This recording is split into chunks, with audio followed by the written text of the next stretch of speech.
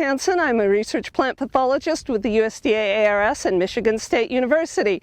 Today we're looking at our Rhizoctonia root rot disease nursery. I do a lot of work with soil-borne diseases.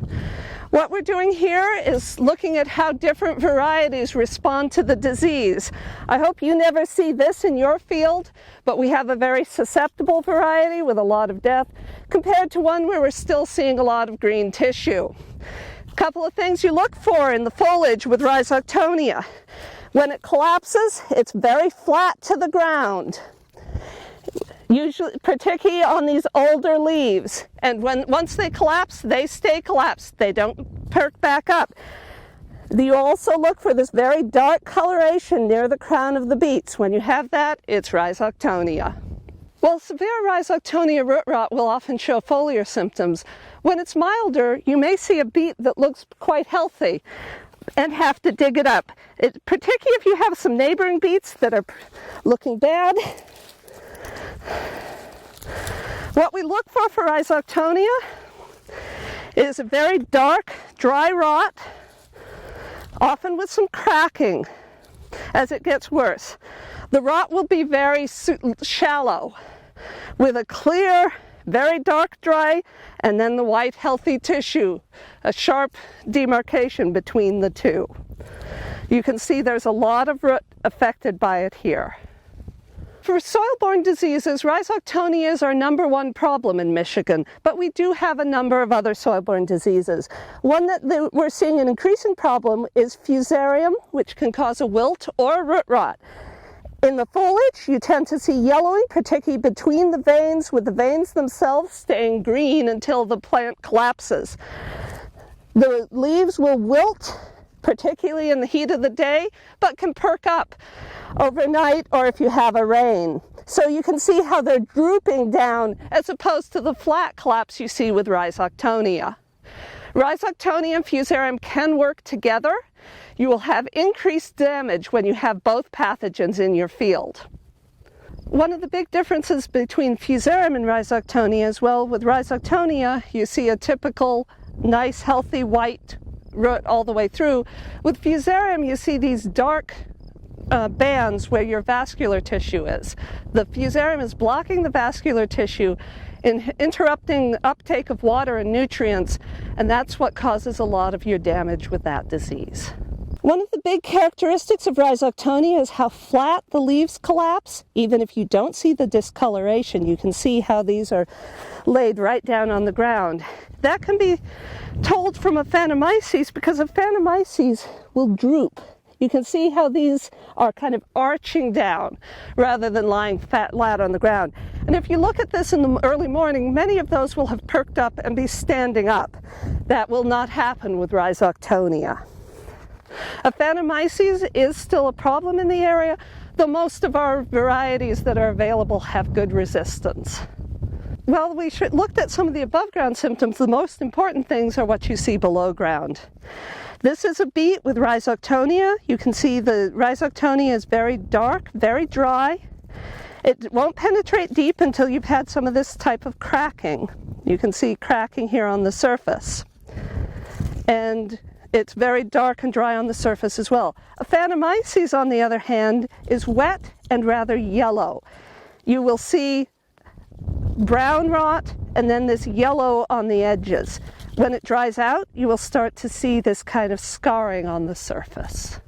One of the other diseases we look for is bacterial vascular necrosis. This isn't a very common disease in the area, but in particularly in hot, dry conditions or drought, we can see some of it. You will see a collapse of leaves and the root will turn dark. And one of the biggest differences between Rhizoctonia is where Rhizoctonia you tend to see here at the base of the leaf turning dark. With bacterial vascular necrosis, you'll see dark discoloration first up on the blade, moving down and getting into your crown.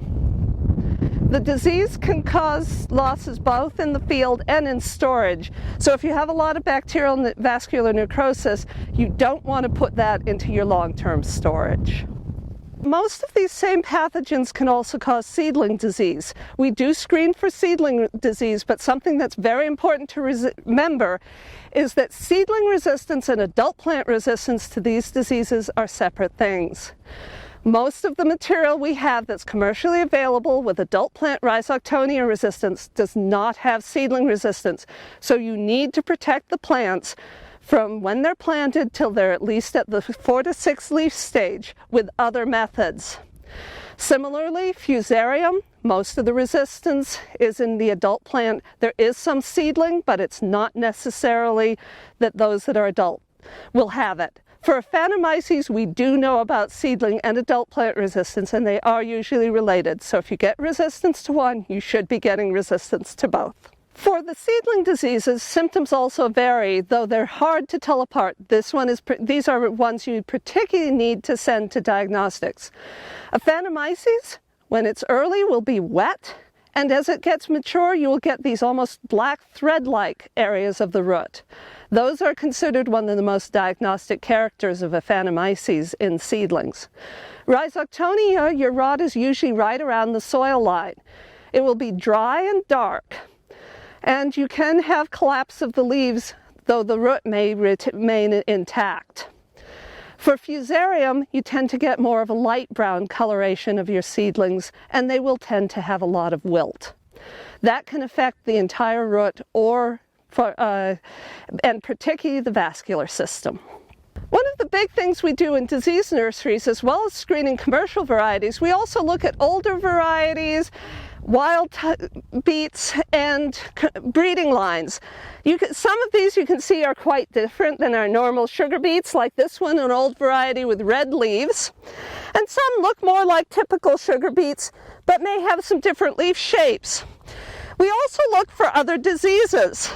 While Rhizoctonia is our main focus in this, we also want to see if other diseases might be a problem. For example, Michigan is having a big problem with alternaria, and this variety is having a lot of alternaria. You can see this dark spotting on the leaf. We would not want to introduce such a susceptible variety for alternaria into Michigan's growing area. However, the breeders may be able to get some of the Rhizoctonia resistance and breed out some of this alternaria, but we need to screen to see where we are. We don't only look at diseases in our disease nurseries, we also look at agronomic characters. For example, we don't want beets that bolt or flower very easily in the Michigan conditions. You can see this one has a number of flower stalks, including this one with a lot of flowers developing on it already, and it was planted this spring. That's not desirable, as it uses a lot of sugar when it starts to produce flowers. When we're looking at disease nurseries, we inoculate with particular pathogens to know what's present. In your own fields, I've shown you some of the characteristics we look for some of the soil-borne diseases, but to really be sure what you have, you need to actually send some in for diagnostics, either at a diagnostic clinic or with a specialist.